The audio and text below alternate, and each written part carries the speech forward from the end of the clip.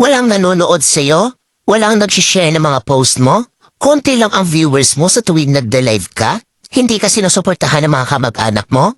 Kaibigan mo? Kakilala mo? Kapitbahay mo? Pinagtatawanan ka dahil sa pag-reveals mo? Pinagtatawanan ka dahil sa paggawa mo ng mga content? Ito ang tatandaan mo. Huwag kang huminto. Huwag kang susuko. Huwag kang papaapekto sa sasabihin ng ibang tao tungkol sa'yo. Ipakita mo sa kanila na may mararating ka.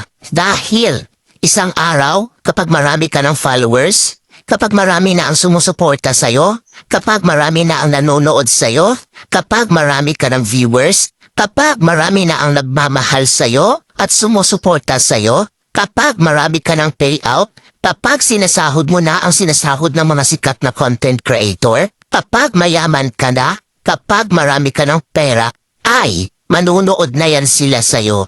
Sila na ang kusang lalap.